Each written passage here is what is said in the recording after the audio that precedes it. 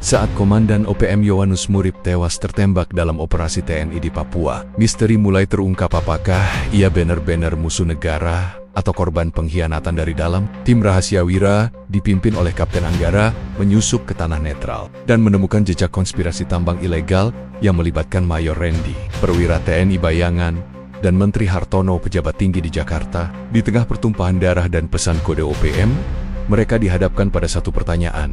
Siapa sebenarnya pengkhianat bangsa? Jangan lewatkan kisah penuh intrik, rahasia, dan pengkhianatan yang mengguncang tanah Papua. Jangan lupa ya, like video kalau kamu suka, komen dari mana asal kalian, biar kita makin dekat. Subscribe channel Alesia Story buat dapetin cerita seru lainnya. Dan pastikan tonton sampai selesai, karena akhir ceritanya bikin merinding. Kabut pagi menggulung lembah Pegunungan Bintang, Papua. Kabut itu dingin, membungkam suara, dan menutupi semua yang hendak mengintai. Di balik pepohonan rimbun dan bebatuan tajam, sepasukan prajurit TNI dalam balutan loreng kamuflase bergeming. Mata mereka tertuju ke satu titik, pondok kayu reyot dengan atap sengkaratan. Berdiri rapuh di tengah tanah lapang yang dikelilingi ilalang tinggi, target di depan. Yowanus Murib dikonfirmasi berada dalam radius 50 meter. Bisik Letda Arif, kepala regu pengintai, Kolonel Amir Gautama, komandan operasi malam itu, mengangguk. Ia menatap lensa teropongnya dan melihat sosok tegap berambut gimbal tengah berbicara dengan dua anak buahnya. Tubuhnya tinggi besar, wajahnya keras. Itu Komandan Yowanus Murib, pemimpin salah satu pasukan khusus OPM yang paling ditakuti di wilayah perbatasan. Siapkan sniper. Tampes, kita selesaikan sebelum fajar. Perintah Kolonel Amir dingin dari Kayohan. Sersan Niko, penembak jitu satuan Kopassus, membidik dengan mantap. Angin diukur, tekanan ditakar, dan ia menarik napas dalam-dalam. Tapi sebelum pelatuk ditarik, Niko ragu sejenak. Di teropongnya, ia melihat sesuatu yang tidak biasa. Yowanus Murib sedang menyerahkan sesuatu seperti map besar, berisi kertas atau dokumen kepada seorang pria misterius yang mengenakan jaket TNI lusuh. Pak, saya melihat seseorang bersama target. Dia pakai jaket TNI, lapor Niko pelan. Temukan siapa dia nanti. Laksanakan tembakan sekarang. Perintah Kolonel Amir. Tajam. Tembakan diredam. Tapi maut tetap bersuara. Peluru menembus leher Yowanus. Tubuhnya terhuyung dan jatuh seketika. Yang mengejutkan semua orang bukan hanya keakuratan tembakan itu, tapi ekspresi terakhir Yowanus. Ia memandang langsung ke arah sniper, bukan ketakutan, tapi pengenalan. Dia tahu siapa yang membunuhnya. Gumam Niko dengan ngeri. Belum sempat pasukan bergerak maju, sosok pria misterius yang bersama Yowanus melarikan diri ke arah hutan lebat. Tim tak bisa mengejarnya. Pondok terbakar dalam ledakan kecil. Mungkin telah dipasang jebakan waktu oleh OPM. Asap dan api membumbung ke langit, menyatu dengan aroma tanah lembab dan darah yang baru tertumpah. Beberapa jam kemudian, di pos komando sementara yang tersembunyi di balik bukit, Kolonel Amir memeriksa jasad Yowanus. Di tangannya masih tergenggam erat map besar berlumur darah. Namun saat dibuka, map itu kosong. Hanya ada secari kertas kecil yang dilipat rapi dengan tulisan tangan kasar. Tanah ini bukan milik siapapun, tapi mereka semua ingin menguasainya. Aku tidak akan ikut. Ini bukan pesan gerilyawan. Ini pesan perpisahan, gumam Letda Arif. Kolonel Amir menatap lekat ke wajah mayat Yowanus, kemudian beralih pada Letda Arif. Temukan siapa yang bersama dia tadi malam. Lacak kemana dia lari. Sementara itu di Tempot Lane sekitar 12 km dari lokasi operasi, sebuah tim intelijen rahasia yang disebut Wira sedang memulai misi pengamatan. Mereka bukan satuan tempur biasa. Dipimpin oleh Kapten Anggara. Tim Wira terdiri dari 5 anggota pilihan dengan spesialisasi sandi, pembacaan medan, penyamaran, sabotase, dan interogasi. Kapten Anggara menerima laporan bahwa lokasi yang disebut warga lokal sebagai tanah netral mulai menunjukkan aktivitas mencurigakan. Tanah netral adalah area kecil di pegunungan yang selama ini dianggap bebas, tidak dikuasai TNI maupun OPM. Tapi menurut laporan satelit dan informasi lapangan, beberapa malam terakhir terlihat cahaya dari perkemahan rahasia dan jejak kendaraan berat. OPM gak mungkin punya alat berat. Ini pasti lebih besar, ucap Sersan Dina, ahli medan dari Wira. Tim Wira bergerak cepat menyusup ke sana, menelusuri jalur hutan yang hanya bisa dilewati dengan jalan kaki. Saat fajar mulai naik, mereka tiba di lokasi. Bau logam, solar, dan debu menyambut mereka. Ternyata, bukan hanya kamp ditinggalkan tergesa-gesa, tapi juga terdapat bekas pertempuran kecil. 3 jenazah ditemukan, 2 diantaranya warga sipil. Satu lagi anggota OPM. Di dinding batu tertulis dengan arang yang berseragam, "Belum tentu saudara." Pesan ini ditulis terburu-buru, kata Dina sambil menelusuri tulisan itu. Tanah. Mereka juga menemukan potongan dokumen terbakar sebagian. Tertulis lambang perusahaan tambang asing, serta koordinat yang mengarah ke lokasi konsesi di utara wilayah, yang menurut peta resmi belum ada izin operasi tambang di sana. Yowanus, mungkin bukan hanya pemberontak, bisa jadi dia tahu terlalu banyak, ujar Pratu Andro, ahli sandi di Jakarta. Di dalam ruang kantor berpendingin udara yang senyap dan steril, seorang pria tua berkacamata tebal membaca laporan dari Papua dengan tahi. Ia adalah Menteri Hartono, sosok yang disebut-sebut punya kekuasaan luas atas urusan investasi dan pertahanan. Di hadapannya, seorang pria berpangkat mayor duduk dengan raut tegang. Operasi berhasil. Yowanus Murib tewas, lapor mayor itu. Bagus, tapi bagaimana dengan dokumen yang ia bawa? Belum diketahui, Pak. Tim Wira turun ke lapangan. Merek terlalu dekat dengan kenyataan. Menteri Hartono menggatuki getak meja dengan pena peraknya. Kalau begitu, awasi mereka. Kalau perlu, selesaikan sebelum cerita mereka sampai ke wartawan. Kembali ke pegunungan. Malam kembali turun, membawa ketegangan yang lebih tebal dari kabut. Di sebuah gubuk kecil, seorang pria yang sehari sebelumnya terlihat bersama Yowanus duduk sendiri. Wajahnya penuh luka gores dan mata yang belum tidur. Di tangannya, map asli yang gagal diserahkan Yowanus masih utuh. Isinya, daftar aliran dana, tambang ilegal, lengkap dengan tanda tangan dan cap institusi pemerintah pusat. Pria itu membuka ponsel satelitnya dan menekan satu nomor yang terprogram otomatis. Aku gagal menyerahkan langsung, tapi masih bisa menyampaikan kebenaran. Suara dari seberang menjawab, "Nama kamu siapa?" "Aku dulu bagian dari mereka. Sekarang hanya ingin menebus dosa." "Namaku Mayor Randy." Suara helikopter yang terdengar dari kejauhan, bayangan TNI dan OPM yang mulai kabur, dan kebenaran yang perlahan keluar dari liang sunyi tanah Papua. Langit Papua perlahan cerah saat tim Wira bergerak lebih dalam menuju lokasi yang disebut warga sebagai tanah netral. Meski sinar matahari mulai menembus kanopi hutan, hawa dingin dan keheningan masih menggantung pekat. Tak ada suara burung, tak ada jangkrik. Hanya derap langkah kaki yang disamarkan dengan kehati-hatian ekstrem. Kapten Anggara, komandan tim Wira, memberi isyarat tangan. Kelima anggotanya Sersan Dina Halimedan, Pratu Andro Sandi dan Komunikasi, Sertu Galang Pengintai, Sertu Wisnu Senjata Berat, dan Praka Egi Medis berhenti di balik bebatuan. Di depan mereka terbentang lembah kecil yang ditumbuhi ilalang tinggi dan bekas tanah terbakar. Tampak jelas bekas jejak kendaraan berat yang sudah mengering, tertanam dalam tanah yang kini mengeras. "Ini bukan jejak mobil biasa," gumam Dina sambil menelusuri jejak roda besar itu. "Paling tidak, ini kendaraan logistik atau alat berat tambang. Apa mungkin ini proyek resmi yang disembunyikan?" tanya Egi pelan. Anggara menggeleng.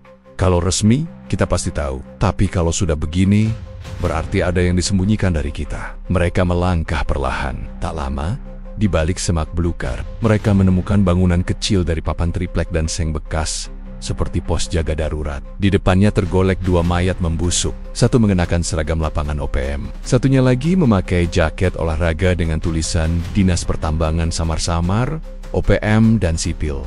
Terbunuh di lokasi netral. "Tapi siapa pelakunya?" bisik Galang. Andro berjongkok, memeriksa tubuh si korban. Sipil. Di saku celananya, ditemukan potongan kertas yang dilaminating seadanya. Di dalamnya tertulis kode Petanu, Secia Zona Tembaga, validasi HRTN, Februari tahun 2099 HRTN, Hartono, ucap Andro pelan. Semua saling berpandangan. Mustahil kita temukan nama pejabat pusat di lokasi seperti ini. Kecuali dia memang bagian dari ini semua, kata Anggara tegas. Sebelum mereka melanjutkan pencarian, Dina memanggil dari sisi utara lapangan. "Kalian harus lihat ini." Mereka menyusul, dan di hadapan mereka terbentang sebuah tanda aneh di atas batu besar. Sebuah ukiran simbol OPM yang disilang dengan tanda X, dan di bawahnya tertulis kode BRG191. "Aku pernah lihat kode ini," kata Galang lirih. "Ini bukan sandi perang, ini sandi penyelundupan." Andro membuka laptop kecilnya dan mulai mencocokkan kode dengan data arsip penyelundupan wilayah Papua. Setelah beberapa menit, wajahnya menegang. BRG 191 adalah kode jalur barang tambang ilegal dari Lembah Habema menuju perairan selatan. Digunakan sejak 2015 tapi dihentikan oleh OPM sampai sekarang. "Artinya, jalur ini aktif lagi?" Tanya Wisnu. Dan kemungkinan besar, Tengen. Izin dari dalam. Jawab Anggara dingin. Sementara itu, jauh di Jakarta, Menteri Hartono menerima laporan dari bawahannya. Di ruangan rapat privat yang dilengkapi pengacak sinyal, ia duduk bersama dua orang lainnya. Direktur Utama PT Bumi Cendana Mineral dan seorang jenderal aktif bernama Letjen Suparno. Mereka sudah sampai di tanah netral, lapor Letjen Suparno sambil menyerahkan tablet berisi rekaman drone satelit. Kapten Anggara dan tim Wira terlalu dekat dengan sesuatu yang seharusnya tidak mereka lihat. Gumam Hartono sambil menyipitkan mata. Direktur perusahaan tambang terlihat resah. Kami tidak bisa menghentikan pengangkutan. 2 kontainer lagi harus keluar minggu depan. Hartono menepuk meja. Lanjutkan pengangkutan untuk Wira. Biar tim bayangan kita yang urus. Letjen Suparno mengangguk. Akan dikirim 2 regu pasukan tanpa identitas. Jika perlu, kita tudingkan ke OPM. Kembali ke Papua. Tim Wira bermalam di lembah kecil di bawah batu besar bertuliskan kode aneh itu. Mereka berjaga bergantian. Sekitar pukul 3 pagi, Galang, yang sedang berjaga mendengar suara ranting patah. Ia segera membangunkan yang lain, memberi kode bahaya. Dalam hening malam yang menegangkan, terdengar suara sepatu menghentak tanah, dan senter berkedip-kedip di kejauhan. Tapi yang mendekat bukan OPM. Mereka mengenakan perlengkapan militer standar, tapi tidak ada lambang satuan. Senyap, profesional, dan mengendap seperti hantu. Pasukan tak dikenal, tapi gerakan mereka seperti TNI. Ini bukan OPM, bisik Dina. Mereka bukan bagian dari kita. Tembak kalau mereka dekati perimeter, kata Anggara cepat. Beberapa menit kemudian suara tembokan meletus. Kontak senjata terjadi singkat namun sengit. Sertu Wisnu sempat menembak salah satu dari mereka hingga roboh, tapi sebagian besar berhasil kabur ke arah selatan. Saat mereka memeriksa tubuh musuh yang jatuh, mereka menemukan sesuatu yang mencengangkan. ID palsu atas nama Praka Fadli, tapi fotonya bukan siapapun yang mereka kenal. Ini tentara bayangan, gumam Galang. Pagi harinya, Wira melanjutkan penyusupan ke sebuah tebing yang menghadap ke arah lembah Habema. Dari atas, mereka melihat sesuatu yang tak mereka duga. Konvoi truk kontainer dengan pengawalan bersenjata menuju hutan arah selatan. Beberapa orang berseragam tambang sibuk mengatur jalur. Anggara menyalakan kamera drone kecil dan mulai merekam. Saat diperbesar, terlihat jelas logo samar perusahaan tambang asing South Star Global Mining, perusahaan yang resmi tidak punya izin eksplorasi di Papua sejak 2020. Andro menghela napas. Ini sudah bukan sekadar konflik OPM. Ini konflik kekuasaan dan uang. Anggara menatap tajam ke kamera, dan Yowanus Murib mungkin sudah menyadari ini lebih dulu. Mungkin itu sebabnya dia dibunuh oleh temannya sendiri. Menjelang sore, tim kembali ke lokasi batu besar dan menemukan sesuatu yang belum mereka lihat sebelumnya. Di balik batu itu, ada ruang tersembunyi seperti gua kecil, tertutup semak. Di dalamnya, terdapat kumpulan dokumen, peta jalur penyelundupan, dan 2 unit radio komunikasi OPM yang masih aktif. Dokumen-dokumen itu berisi pengakuan tulisan tangan, tertulis oleh Yowanus sendiri. Aku bukan ingin lawan negara, aku hanya ingin tanahku tak dijual.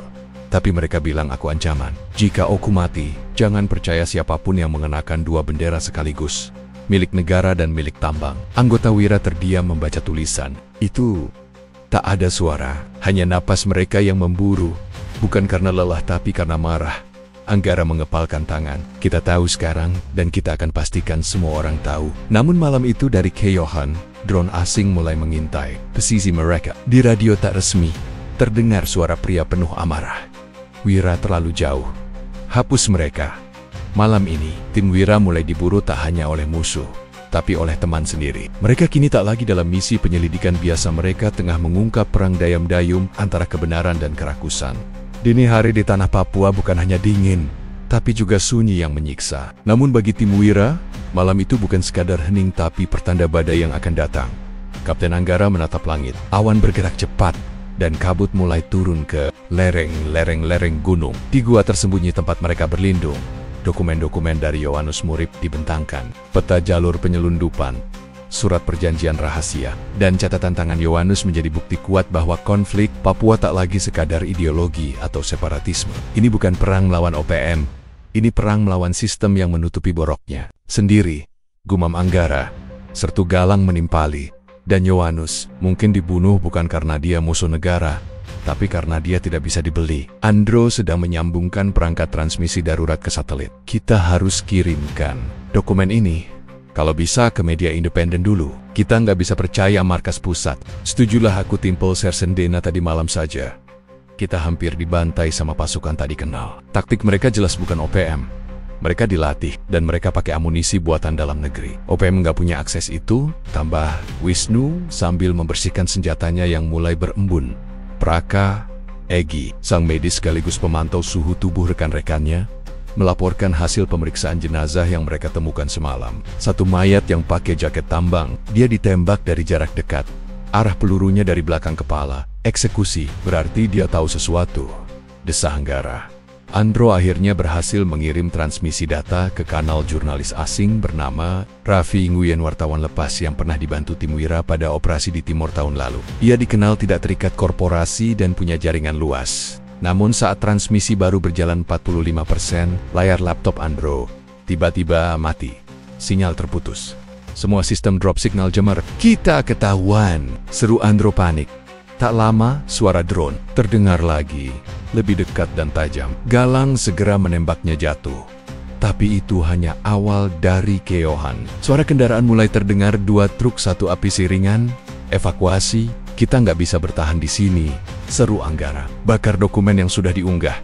Sisanya kita bawa. Dalam pelarian malam itu, Wira menempuh jalur sungai kecil yang mengarah ke dataran rendah, menyusuri hutan karet tua yang tumbuh liar. Di sana, mereka menemukan tempat bersembunyi milik penduduk asli. Seorang lelaki tua bernama Om Markus, yang pernah menjadi relawan Palang Merah di era 90-an, menyambut mereka dengan senyap. Kalian bukan pertama yang datang bawa luka dan cerita, kata Om Markus lirih. Dulu mereka bilang mau bangun sekolah. Sekarang tanah kami tinggal debu merah. Om Markus menunjukkan satu peta tua berwarna pudar namun lengkap. Ia menunjukkan jalur lama yang dulu digunakan untuk menyelundupkan tembaga keluar dari area tambang ke dermaga di selatan Papua. Dulu jalur ini ditutup OPM, tapi 3 bulan terakhir, truk-truk mulai datang lagi. Ini jalur BRG 191, bisik Dina dengan ngeri. Anggara memandangi peta dan kemudian mengarahkan senter ke bagian bawah. Ada tanda silang di sebuah desa yang kini sudah hilang dari peta baru, Desa Molika. Ini masih ada? Tanya Wisnu. Sudah rata, dibakar. Warganya lari ke gunung. Ada yang mati, ada yang menghilang, jawab Om Markus. Andro, dengan matanya yang jeli, memperhatikan sudut peta dan menunjuk simbol kecil. Ini tanda gudang penyimpanan. Bisa jadi tempat mereka simpan logistik tambang sebelum kirim keluar. Kalau kita bisa tembus ke sana dan merekam bukti fisik, kita bisa guncang pusat, ucap Anggara. Perjalanan menuju bekas Desa Molika memakan waktu 11 jam. Jalur yang mereka lalui penuh ranjau tua, tanah licin, dan jebakan alam. Tapi tim Wira telah terbiasa dengan kesulitan. Sesampainya di sana, pemandangan mengerikan menyambut mereka. Sisa bangunan terbakar, tiang-tiang rumah menghitam, atap-atap seng berserakan. Di salah satu bekas dapur, mereka menemukan sisa mainan anak, sebagian meleleh karena api. Tak ada manusia, tapi jejak kehidupan pernah begitu kuat di sini. Tiba-tiba Galang berlari dari balik semak. Kapt, aku nemu kontainer kosong, ada di balik bukit barat. Mereka menyusul, dan benar sebuah kontainer logistik warna merah tergeletak di ladang. Lepah, di dalamnya masih ada sisa mineral tembaga dalam kantong plastik besar, lengkap dengan label barcode perusahaan tambang asing. Andro memotret dan merekam video sambil membaca data barcode. Barcode-nya aktif. Ini kode milik Soster Global Mining, tapi terkotak sidang tidak beroperasi. Ini ilegal. Namun, saat mereka bersiap membawa barang bukti, terdengar ledakan kecil di belakang. Sertu Wisnu terkena serpihan ranjau darurat yang dipasang di tanah. Wisnu kena, teriak Egi sambil berlari. Darah mengucur dari kaki Wisnu, tapi syukurnya tidak mengenai arteri utama. Evakuasi dilakukan cepat. Saat mereka bersiap kabur, dari kejauhan terlihat pasukan bayangan mendekat lagi. Namun kali ini mereka membawa logo yang mengejutkan. Lambang resmi TNI, tapi tanpa nama batalion. Mereka pakai identitas kita. Jerong Anggara tim Wira terpaksa menahan posisi. Dalam kontak senjata singkat, mereka berhasil melumpuhkan 3 orang lawan. Salah satunya sempat bicara sebelum tewas. Kami hanya jalankan perintah Jakarta. Kalian terlalu dekat dengan tambang itu. Malam itu, Wira berlindung di goa batu, kapur tak jauh dari sungai tua. Di dalam kegelapan, mereka menyusun rencana besar. Memaksa dunia melihat bahwa konflik di Papua bukan sekadar soal separatisme tapi soal darah yang ditukar dengan tembaga. Yowanus mati karena dia tidak mau menyerahkan tanahnya, kata Andro lirih. Dan sekarang, Kita sedang ambil alih perannya, tambah Dina. Anggara menatap keluar gua, ke arah pegunungan gelap yang membungkus malam. Biar darah kita mengalir, asal kebenaran mengalir lebih jauh lagi. Siluet mereka dalam kegelapan Daikpung dari segala arah, tapi kini membawa kunci yang bisa membuka aib paling besar yang pernah ditutup rapat di tanah Papua. Tanah netral tidak lagi netral. Di dalam belantara Papua yang berkabut, tim Wira bergerak pelan menyusuri jejak darah yang tersisa. Kabut pagi yang tebal membuat segalanya terasa lebih dingin dari biasanya. Setiap langkah membawa bunyi ranting patah yang bisa berarti kematian jika didengar oleh pihak yang salah. Kapten Anggara berjalan paling depan. Matanya tak lepas dari GPS militer di tangannya. Di belakangnya, Sersan Rino dengan senapan SS-2 tergantung di dada, lalu Letda Amelia yang bertugas sebagai ahli komunikasi. Dan di paling belakang, Praka Hadi, si penjejak hening ini. Bukan sisa pertempuran biasa, gumam Hadi sambil menunjuk bekas kaki yang bercampur dengan tetesan darah kering dan sobekan kain loreng. Coba periksa jejaknya. Perintah Kapten Anggara Hadi Berlatit mengamati dengan teliti. Ada pasang jejak 2 dari sepatu militer buatan Indonesia. 2 lainnya, kemungkinan besar sepatu buatan Rusia, model lama, digunakan oleh OPM LI. Berarti, OPM dan tentara kita? Amelia menoleh dengan raut curiga. Kapten Anggara diam. Ia tahu terlalu dini mengambil kesimpulan. Tapi instingnya mengatakan, ada yang tidak beres. Terlalu banyak tanda yang mengarah ke keterlibatan pihak dalam. Mereka melanjutkan perjalanan menuju koordinat yang disebut dalam kode misterius yang ditemukan di lokasi mayat Yohannes Murib. Kode itu, setelah dipecahkan Amelia, menunjuk ke titik 0344 LS dan 137, 33 biti sebuah lokasi terpencil dekat bekas kamp tambang PT Sinar Papua Mineral. Sesampainya di sana, mereka melihat reruntuhan bangunan kontainer, puing-puing alat berat, dan sebuah tiang besi tinggi yang dipenuhi. Tapi yang mencengangkan adalah satu hal. Di tiang itu tergantung selembar jaket militer dengan nama bordir Mayor Randy. Anggara terpaku. Mayor Randy. Tapi dia kan Rino tak sanggup menyelesaikan kalimatnya. Sudah gugur. Atau itu yang dilaporkan. Sambung Amelia lirih. Kapten Anggara menarik jaket itu dan menemukan sebuah USB drive yang dijahit di dalam lipatan kerah. Disitulah semuanya berubah. Malamnya, mereka membuat perkemahan darurat, sementara Rino dan Hadi berjaga. Anggara dan Amelia memeriksa isi USB. Data di dalamnya mengenkripsi kontrak kerjasama antara pihak swasta tambang asal luar negeri dan beberapa nama pejabat Indonesia. Nama Menteri Hartono muncul paling sering, disusul oleh yang mengejutkan Mayor Randy sendiri. Kontrak ini ditandatangani 2 tahun lalu. Tertulis bahwa keamanan lokasi ditanggung oleh unit lokal bersenjata. Maksudnya OPM. Amelia menggeleng tak percaya. Ini bukan sekadar konflik bersenjata biasa. Ini bisnis berdarah. Bisik Anggara dan Yohannes Murib mungkin tahu sesuatu. Atau terlalu dekat dengan kebenaran. Mungkin itu sebabnya dia dibunuh. Amelia melanjutkan. Tapi ada satu folder lain yang membuat mereka nyaris tak percaya. Video berdurasi 2 menit 45 detik menampilkan rekaman drone malam hari. Di video itu, terlihat satu kelompok bersenjata bertemu dengan sekelompok pria berbaju sipil dan berseragam loreng tapi tanpa tanda pengenal. Dan di antara mereka, berdiri satu pria tinggi dengan gaya khas Mayor Randy. Hidup keesokan harinya.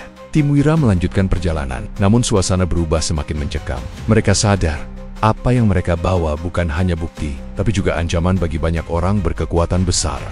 Di tengah hutan, mereka menemukan bekas tenda kecil yang dibakar. Di sekitar lokasi, ada tulisan di batang pohon dengan darah. Berhenti, Eteyu semua mati. Ini peringatan, kata Hadi. Bukan untuk kita, ini untuk siapapun yang datang ke lokasi ini. Jawab Anggara cepat. Namun tak lama setelah itu, terdengar tembakan. Dor, dor. Semua langsung tiarap. Dari arah laut, suara senapan otomatis merau. Mereka diburu. Kontak kanan! Perlindungan! Teriak Rino. Dengan sigap mereka mencari perlindungan di balik batu dan batang pohon besar. Beberapa peluru menghantam pohon. Pecahan kayu beterbangan. Ini bukan serangan biasa. Mereka disergap oleh pasukan yang terlatih. Letda Amelia mencoba mengirim sinyal bantuan lewat satelit, tapi gangguan gelombang membuatnya terputus. Kita harus keluar dari sini. Ke arah utara, 2 klik lagi ada gua bekas persembunyian pasukan kita tahun lalu, kata Hadi. Mereka mundur bertahan, meski terdesak. Mereka tidak panik. Itulah kelebihan tim Wira dilatih untuk bertahan dalam tekanan ekstrem. Satu peluru mengenai lengan Reno, tapi ia tetap bisa berjalan sambil menahan sakit. Setelah 2 jam berlari dan bersembunyi, mereka tiba di gua. Nafas berat dan luka menjadi harga dari informasi yang mereka dapat. Kalau benar Mayor Randy hidup, maka laporan kematiannya 2 tahun lalu adalah palsu, ucap Amelia pelan. Dan jika dia berada di lokasi pertemuan itu dengan OPM, maka dia bukan korban, tapi bagian dari pengkhianatan, sambung Anggara. Hening. Hadi membuka tas ransel dan menyerahkan satu dokumen lain yang ia ambil dari lokasi tambang. KAPTEN. Saya tidak tahu ini penting atau tidak, tapi sepertinya ini daftar pengiriman logistik. Ada 2 nama pengirim, satu dari Surabaya dan satu lagi dari Timika. Tapi yang mengagetkan, kolom tujuan tertulis, tanah netral, wajib dirahasiakan. Anggara menyandarkan kepalanya di dinding batu. Ia tahu satu hal sekarang. Apa yang terjadi di Papua bukan hanya soal separatisme, bukan hanya pertempuran ideologi, ini adalah ladang uang, konspirasi kelas tinggi, dan pertumpahan darah sebagai pengalihan isu. Dan mereka tim kecil bernama Wira baru saja menggenggam kunci utama dari teka-teki besar yang telah menewaskan banyak nyawa. Tapi pertanyaan yang tersisa tetap menggantung. Jika Randy masih hidup, siapa yang ia layani? Negara atau dirinya sendiri?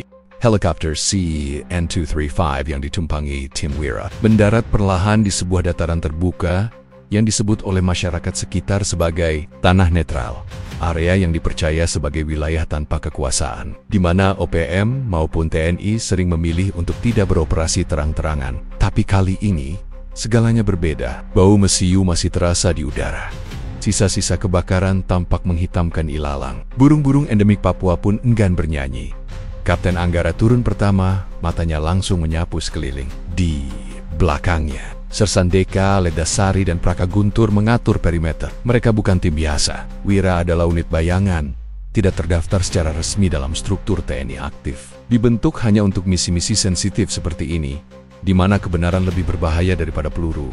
Ada yang gak beres, bisik Ledasari, merunduk di Poleksa. Ia menunjuk pada jejak darah segar yang menyeret ke arah barat. Itu belum lebih dari 2 jam. Deka mengangguk. OPM atau warga? Guntur membungkuk, mengambil sepotong sobekan kain kamuflase, seragam militer. Tapi ini bahan TNI.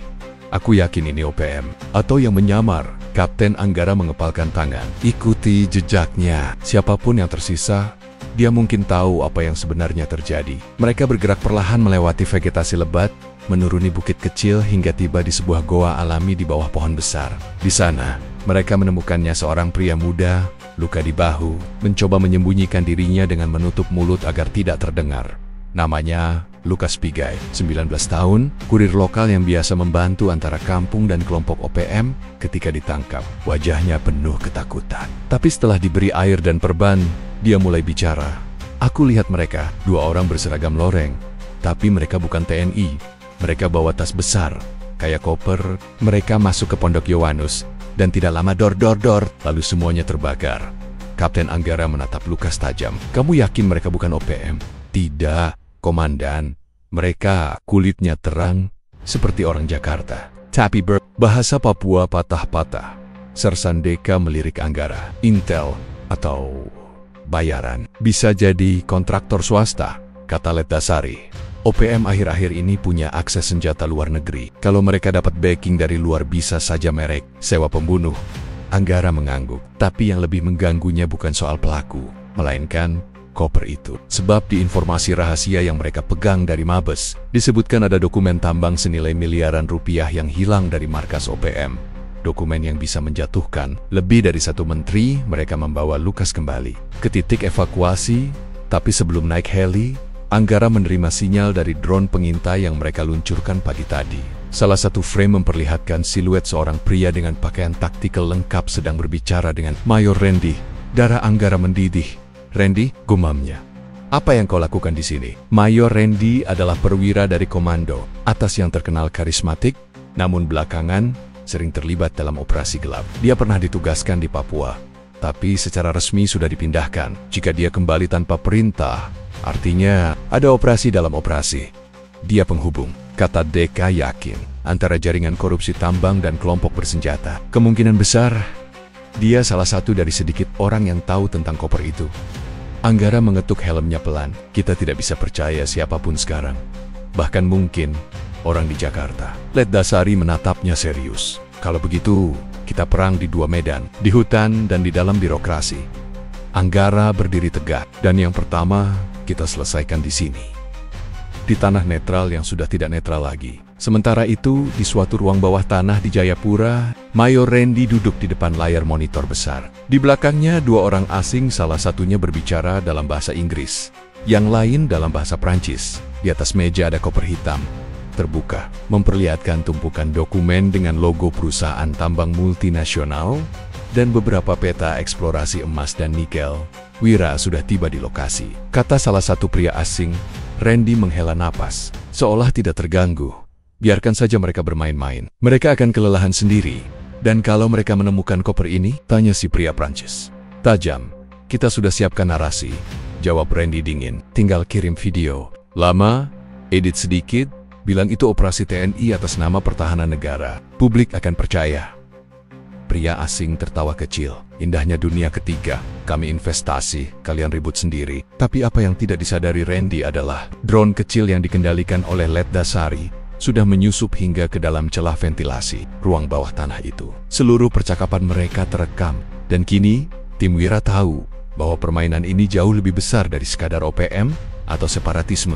Malam itu, Kapten Anggara memandangi data dari tablet drone mereka. Suaranya pelan namun tegas saat berkata, "Kita sudah tidak bisa mundur. Ini lagi soal konflik bersenjata. Ini soal siapa yang masih bisa menyelamatkan kehormatan bangsa." Guntur menyeringai. Lawan kita bukan cuma yang angkat senjata, tapi yang berseragam dan duduk nyaman di kantor. Kalau begitu, Sersan Deka menambahkan, mari kita bikin mereka tidak nyaman. Dan di tengah dinginnya malam tanah Papua, tim Wira pun bersiap untuk babak berikutnya.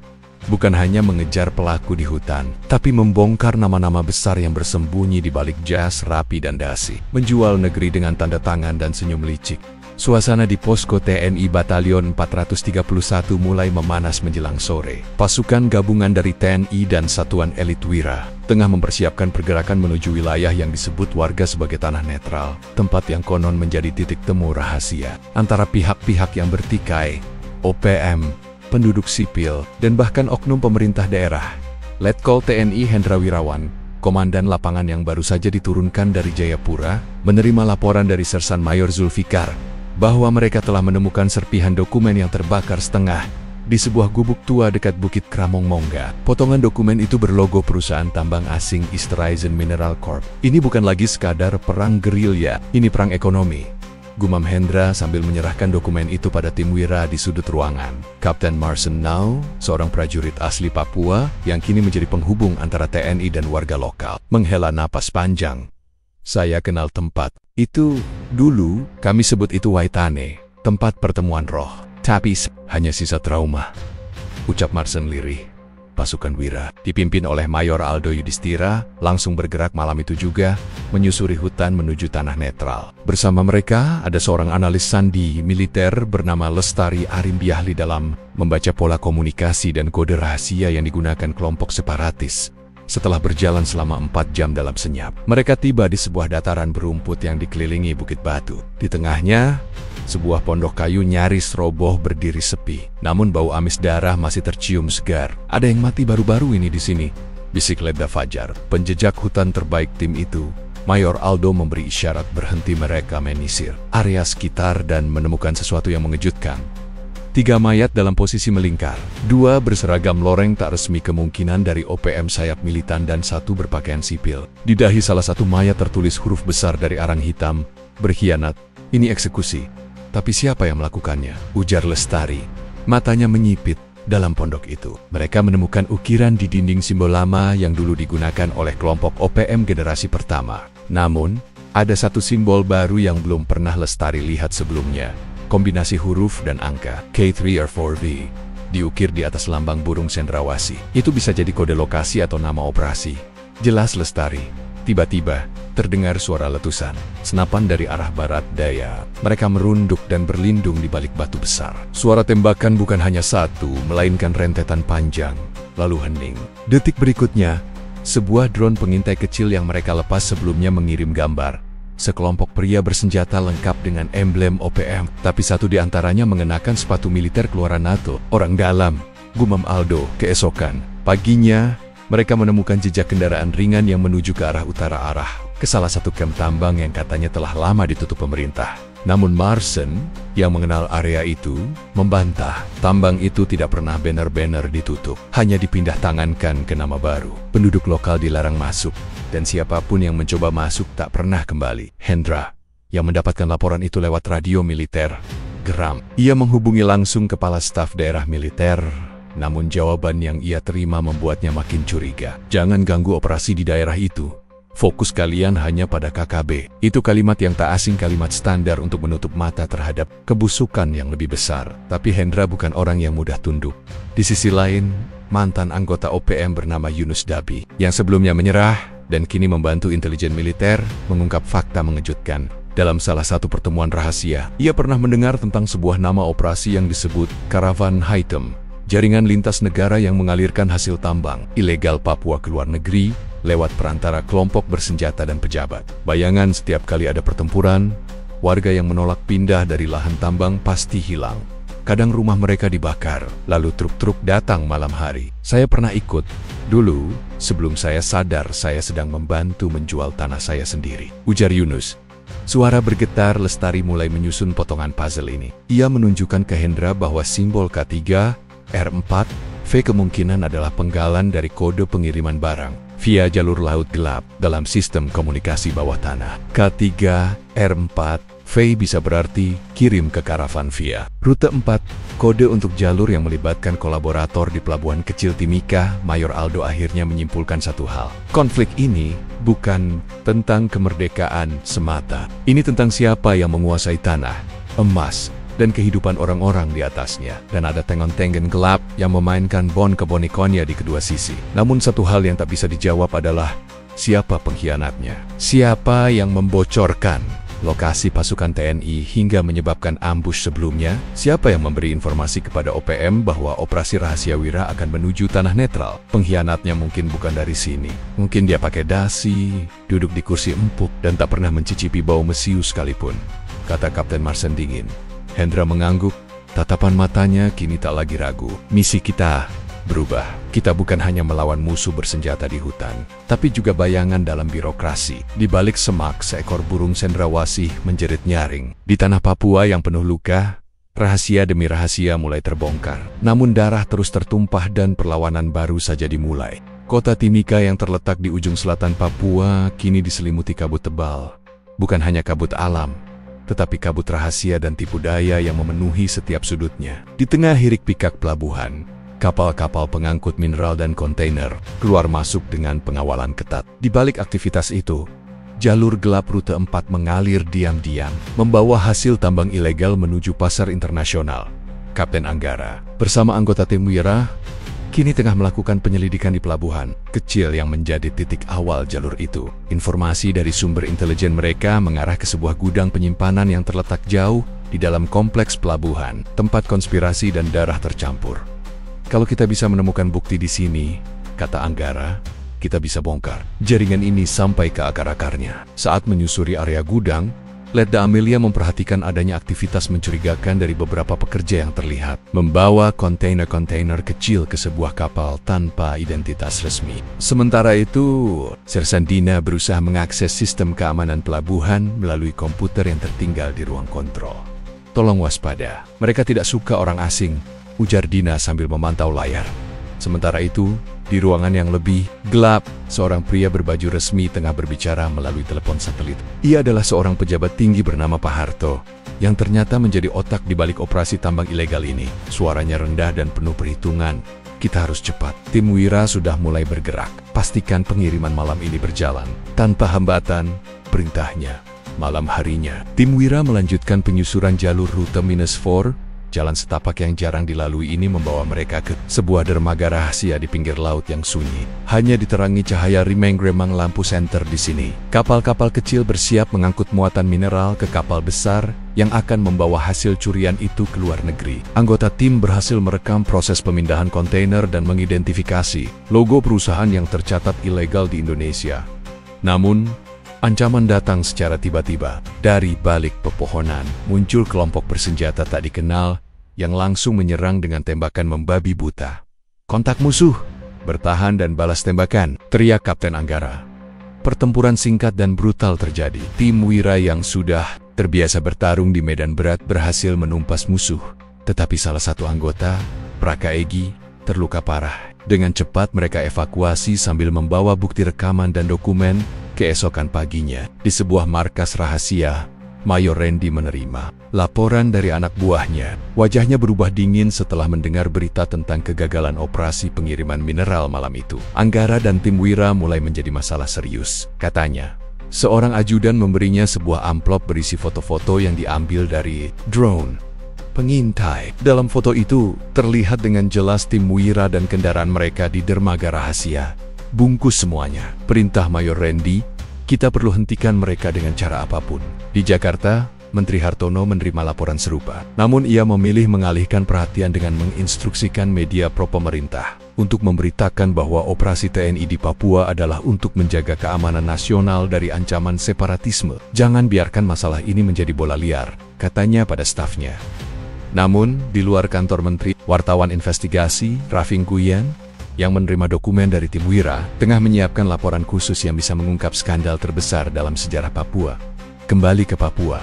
Di sebuah rumah aman, Kapten Anggara dan timnya mempersiapkan langkah selanjutnya. Luka Praka Egi menjadi pengingat bahwa musuh tidak akan menyerah begitu saja. Mereka tahu konspirasi ini berakar dalam, sampai ke pejabat tinggi, dan mereka harus berjuang bukan hanya dengan senjata, tetapi juga dengan bukti dan kebenaran. Dengan tekad bulat, Anggara memandang ke horizon, bersumpah untuk mengungkap siapa pengkhianat di balik semua kekacauan ini. Gelap malam menyelimuti markas rahasia tim Wira. Lampu redup menerangi wajah-wajah letih. Namun mata mereka tetap tajam, menyimak satu persatu data yang dikumpulkan dari berbagai sumber selama berminggu-minggu. Di tengah ruang, Kapten Anggara berdiri dengan dokumen dan foto-foto berserakan di meja, mencoba mengurai benang kusut pengkhianatan yang telah menjerat mereka. "Siapa yang membocorkan lokasi kita?" gumamnya pelan. Letda Amelia membuka laptopnya dan memutar ulang rekaman drone pengintai yang menunjukkan wajah-wajah dari kelompok bersenjata dan oknum tak dikenal saat mereka menyerang tim di dermaga rahasia. "Lihat ini," katanya sambil menghentikan video. "Ada kode pengenal pada seragam mereka, sama dengan pasukan yang dulu kita temui di tanah netral." Sersan Deka menambahkan, "Dan ada satu yang selalu muncul di tiap operasi yang bocor orang dengan tato tengkorak di lengan kanan. Dia tidak tercatat di militer resmi, tapi terlihat sangat terlatih." Kapten Anggara terdiam. Tato itu mengingatkannya pada seorang yang pernah menjadi bagian dari satuan elit yang mereka pecat karena diduga terlibat dalam perdagangan senjata ilegal. "Kalau dia pengkhianat, maka dia sudah lama bersembunyi di tengah kita," kata Anggara. Dengan suara berat, penyelidikan membawa mereka ke sebuah jaringan komunikasi bawah tanah yang rumit. Letda Amelia berhasil membobol server komunikasi gelap yang selama ini digunakan oleh jaringan bayangan tersebut. Di sana, mereka menemukan catatan transaksi, koordinasi pergerakan, dan yang paling mencengangkan daftar nama pejabat yang terlibat. Salah satu nama mencuat, bukan hanya dari dokumen, tapi juga dari rekaman suara yang bocor. Kolonel Arman Prabowo, seorang perwira tinggi yang selama ini menjadi simbol loyalitas TNI di wilayah Papua. "Kolonel Arman, ini gila," ucap Lestari, analis Sandi yang ikut membantu. "Saya pernah dengar namanya dari sumber intel," ujar Sersan Deka. "Tapi saya tidak pernah bayangkan dia akan berkhianat." Lebih mengejutkan lagi, mereka menemukan kode pembayaran besar yang berasal dari rekening perusahaan tambang ilegal ke rekening pribadi Kolonel Arman, disamarkan dalam bentuk donasi sosial. Di Jakarta, suasana di markas besar TNI semakin tegang. Kolonel Arman, yang sedang menjalankan perintah pengawasan di Papua, mulai merasakan bayangan gelap yang mengintai. Sejumlah anggota bawahannya mulai dipanggil dan diperiksa. Namun ia tetap membantah segala tuduhan. "Saya loyal pada negara," ujarnya dalam wawancara singkat dengan Kepala Staf Angkatan Darat. "Ini semua fitnah untuk menjatuhkan saya." Tetapi bagi Kapten Anggara dan tim, bukti sudah berbicara lain. Kembali di Papua, tim Wira memutuskan untuk melakukan pengintaian langsung ke salah satu lokasi tambang ilegal yang menjadi basis utama jaringan. Kolonel Arman dan Mayor Randy, mereka memasuki hutan lebat dengan peralatan lengkap, siap menghadapi segala kemungkinan. Di tengah malam, di bawah cahaya bulan, mereka menyaksikan aktivitas mencurigakan. Truk-truk mengangkut mineral dijaga ketat oleh kelompok bersenjata. "Tuan, kita harus bertindak cepat. Kalau tidak, mereka..." akan menghilangkan semua bukti, kata Kapten Anggara. Dengan strategi serangan kilat, tim Wira berhasil menangkap beberapa anak buah pengamanan dan menyita dokumen penting. Di antara dokumen itu, terdapat surat perintah palsu atas nama pejabat tinggi yang menunjukkan koordinasi operasi gelap itu. Namun operasi itu bukan tanpa risiko. Dalam bentrokan yang terjadi, Letda Amelia tertembak di lengan dan Sersen Deka harus menanggung beban kesakitan akibat luka di kaki. Meski begitu, mereka berhasil melarikan diri dengan bukti yang cukup untuk mengirimkan sinyal ke media internasional dan lembaga anti korupsi di markas rahasia. Kapten Anggara memandang foto-foto yang mereka kumpulkan. Ini bukan hanya perang di hutan, katanya tegas. Ini perang melawan korupsi, pengkhianatan dan darah yang mengalir karena keserakahan. Di Sadet Lane, Letda Amelia menatap layar laptopnya. Besok, laporan ini akan bocor. Dunia harus tahu. Malam itu suara burung hantu terdengar seperti ratapan di tanah Papua. Sebuah babak baru telah dibuka. Perang yang sesungguhnya tidak hanya berpusat pada senjata, tapi juga pada kebenaran yang tersembunyi di balik tirai kebohongan. Suasana di markas besar TNI di Jakarta semakin memanas. Setelah laporan bocor ke publik dan media internasional mulai menyorot kasus tambang ilegal dan keterlibatan pejabat tinggi, tekanan kepada pimpinan TNI makin berat. Kapten Anggara, yang kini berada di markas sementara tim Wira, tengah mengkoordinasikan langkah-langkah strategis untuk membuka tabir korupsi malam itu. Anggara menerima telepon dari Letnan Kolonel Sari, salah satu anggota tim intelijen TNI yang berada di lapangan. Pak, kami sudah dapat informasi baru. Ada dokumen rahasia yang menyebutkan bahwa bukan hanya Kolonel Arman yang terlibat, tapi juga pejabat di tingkat kementerian dan partai politik. Anggara menghela napas. Ini semakin kompleks. Kita harus bersiap untuk menghadapi badai politik. Dia, Jayapur, Mayor Aldo Yudhistira, memimpin tim kecil untuk mengamankan satu gudang penyimpanan dokumen yang diyakini menjadi pusat operasi jaringan ilegal itu. Gudang itu terletak di sebuah desa kecil yang dikuasai oleh kelompok bersenjata bayangan. Mereka bergerak dengan hati-hati, mengetahui risiko tinggi yang mengintai. Ketika mereka berhasil masuk, yang mereka temukan bukan hanya tumpukan kertas, tapi juga komputer dan server yang menyimpan data keuangan dan komunikasi antara para pengkhianat. Tolong backup semua data ini. Ini adalah kunci untuk menghancurkan jaringan mereka, Perina Aldo. Namun di tengah pengamanan, suara tembakan menggema. Kelompok bersenjata menyerang, berusaha merebut kembali data itu. Pertempuran sengit pecah. Aldo dan anak buahnya bertahan dengan gigih hingga akhirnya bantuan pasukan TNI lainnya tiba dan mengusir musuh. Namun beberapa anggota tim terluka dan beberapa dokumen penting sempat terbakar. Sementara itu, di Jakarta, Menteri Hartono dan Kolonel Arman melakukan pertemuan tertutup dengan pejabat tinggi lain untuk merancang strategi memadamkan skandal. Mereka memutuskan untuk menekan media dengan menyebarkan disinformasi dan mengalihkan perhatian masyarakat pada isu lain. Namun, rencana mereka terganggu ketika wartawan investigasi, Raffi Nguyen, mempublikasikan bukti-bukti kuat yang diperoleh dari tim Wira, artikel dan video yang mengungkap keterlibatan pejabat korup serta aktivitas ilegal di Papua viral, memancing kecaman internasional. Kembali ke lapangan, Kapten Anggara memimpin briefing. Kita sudah masuk ke tahap akhir, semua bukti sudah dikumpulkan. Sekarang saatnya menyerang balik. Ia membagi tim menjadi dua. Tim pertama akan menyerang markas persembunyian Mayor Randy dan pasukannya, sementara tim kedua fokus pada penyergapan pejabat-pejabat yang terlibat di kota-kota besar Papua. Misi ini harus cepat dan tepat. Jangan biarkan mereka kabur, tegas Anggara. Operasi besar dilancarkan. Di balik rimbunnya hutan Papua, serangan kilat dari tim Wira mengguncang posisi musuh. Ledakan dan tembakan memenuhi udara, sementara pasukan TNI bergerak terkoordinasi. Dengan dukungan intelijen yang presisi, Mayor Randy yang selama ini menjadi simbol konspirasi, akhirnya tertangkap hidup-hidup. Ia terlihat lelah dan menyerah, namun tatapannya penuh kebencian. Di sisi lain, penyergapan pejabat dilakukan secara bersamaan. Beberapa berhasil ditangkap, beberapa lainnya melarikan diri dengan pengawalan ketat di Jakarta. Berita penangkapan dan penyergapan membuat geger istana. Menteri Hartono yang awalnya percaya diri mulai goyah. Namun ia berusaha tampil tenang saat memberi keterangan pers. Kami mendukung penuh penegakan hukum. Tidak ada yang kebal hukum di negara ini, ucapnya dengan nada serius. Namun di balik layar, permainan politik belum berakhir. Pengkhianat masih bersembunyi, dan pertempuran untuk membersihkan Papua dari korupsi serta kekerasan masih panjang. Langit Papua yang kelabu menyelimuti kampung kecil yang menjadi saksi bisu pertumpahan darah dan intrik selama bertahun-tahun. Namun pagi ini berbeda. Ada rasa harapan yang mengalir pelan di antara debu dan reruntuhan. menandakan bahwa babak kelam mungkin mulai ditutup. Kapten Anggara berdiri di depan tenda operasi sementara, matanya menatap ke arah perbukitan yang dulu menjadi medan pertempuran sengit. Tim Wira yang kini telah berdarah-darah dan lelah berkumpul di sekelilingnya. Wajah-wajah mereka memancarkan kelelahan, tapi juga semangat yang tidak padam.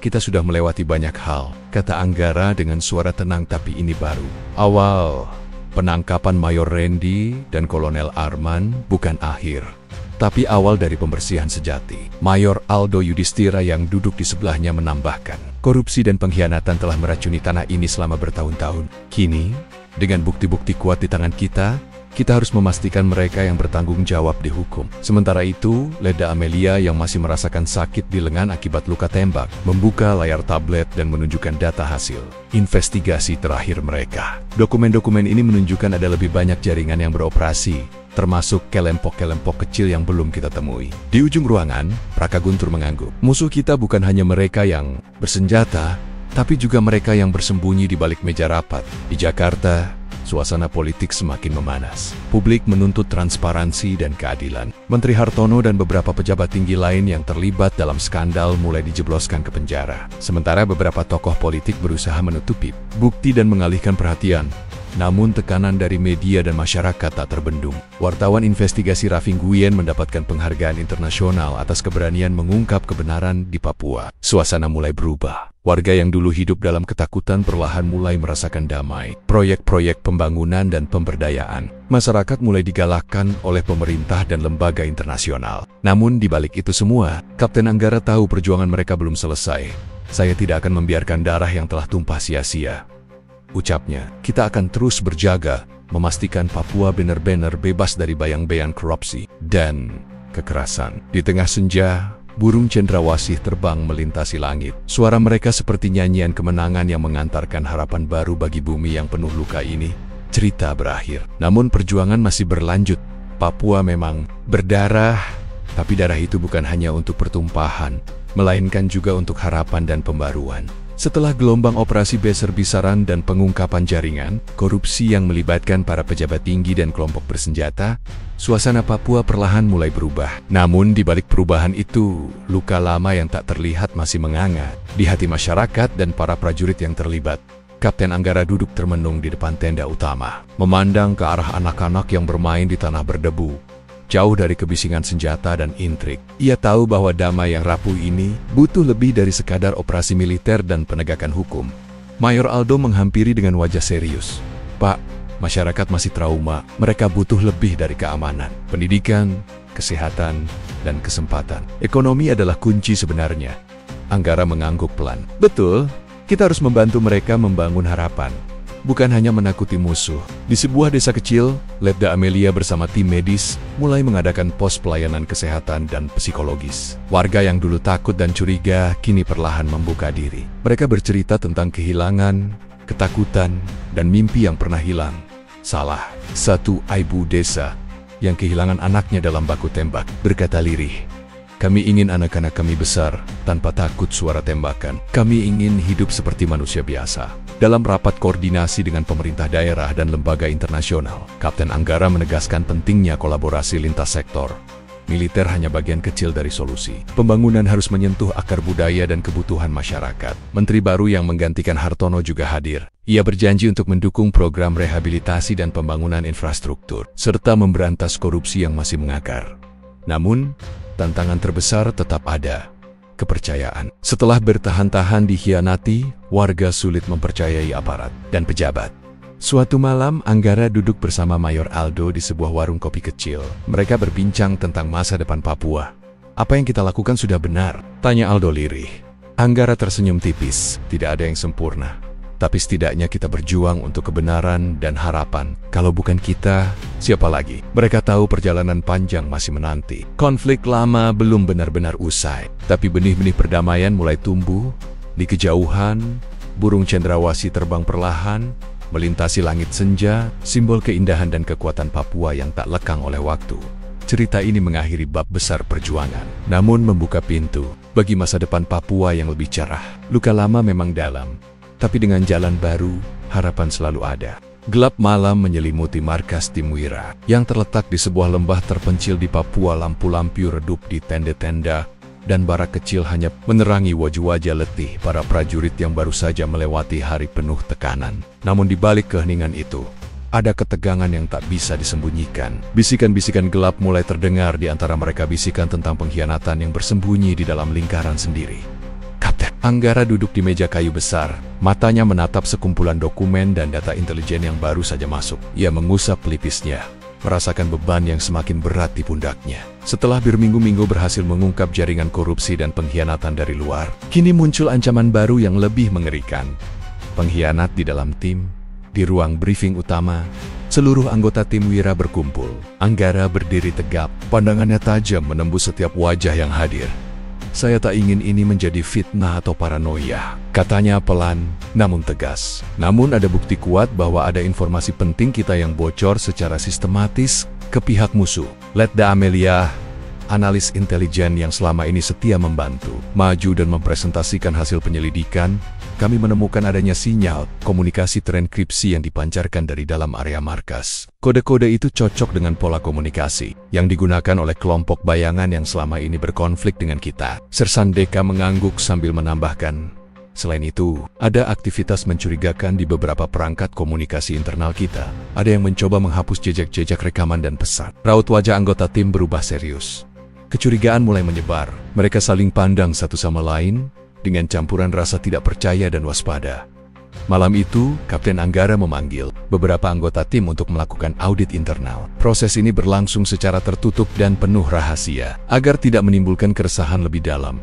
Salah satu yang diperiksa adalah Praka Yuda, seorang anggota muda yang baru bergabung, tapi menunjukkan kemampuan yang luar biasa dalam bidang teknis komunikasi. Anggara sendiri sempat curiga, mengingat keterampilan Yuda sangat dibutuhkan, tapi ada sesuatu dalam sikapnya yang tak biasa.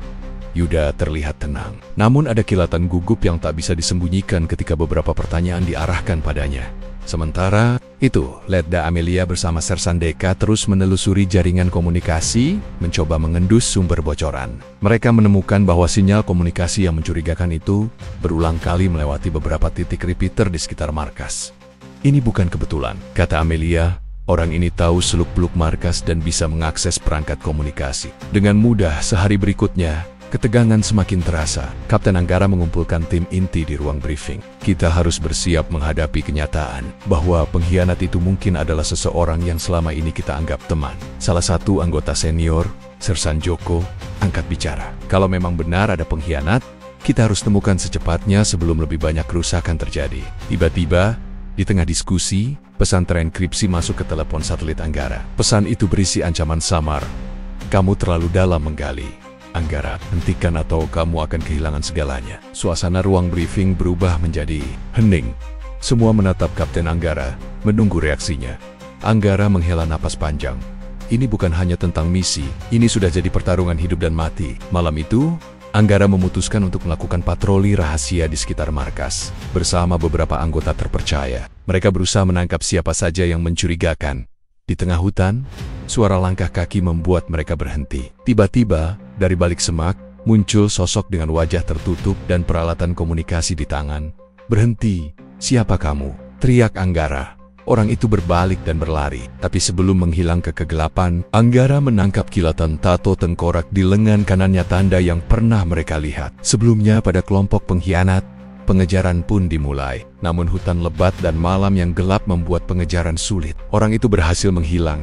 Keesokan paginya, suasana semakin tegang. Kapten Anggara memanggil seluruh anggota tim untuk melakukan pengamanan ekstra dan pembatasan akses komunikasi. Letda Amelia menginformasikan hasil analisis terbaru. Kode komunikasi yang bocor menunjukkan pola aktivitas di luar jam-jam patroli resmi. Kemungkinan besar pengkhianat memanfaatkan celah tersebut. Sementara itu, Sersan Deka menemukan bukti bahwa seseorang menggunakan identitas palsu dalam sistem logistik dan akses markas. "Kita harus bertindak cepat," tegas Anggara. "Jika tidak, kita semua akan jadi korban." Di sisi lain, sosok pengkhianat itu, yang ternyata adalah mantan anggota pasukan khusus bernama Raka, kini bersembunyi di sebuah kamp kecil di pinggiran Papua. Dulu ia dikenal sebagai prajurit berbakat, tapi kecewa dengan sistem dan tergiur imbalan besar dari pihak gelap. Raka terus mengirim laporan dan koordinasi ke jaringan bayangan, berusaha menggagalkan operasi Timwira. Namun di balik tindakannya, ada pergulatan batin yang dalam. Ia teringat masa-masa awal bergabung dengan tim dan nilai-nilai yang pernah dipegang teguh konflik. Batin ini mencuat ketika Raka bertemu dengan seorang warga desa yang pernah dibantunya saat operasi kemanusiaan beberapa bulan lalu. Ibu itu menatapnya dengan mata penuh harap. "Kami butuh damai, bukan peperangan terus," katanya lirih. "Jika kamu masih punya hati, tolong hentikan semua ini." Raka terdiam. Kata-kata itu menusuk jiwanya. Ia mulai meragukan jalannya. Kembali ke markas, Kapten Anggara dan timnya terus bergerak mengumpulkan bukti dan melakukan pengawasan ketat. Suasana semakin waspada, namun tidak boleh kehilangan fokus di tengah ancaman pengkhianat dan serangan dari luar. Mereka tahu perjuangan sesungguhnya adalah mempertahankan kepercayaan dan integritas. "Kita bukan hanya bertarung dengan musuh di luar sana," kata Anggara di akhir briefing, "tapi juga dengan bayangan dalam diri kita sendiri."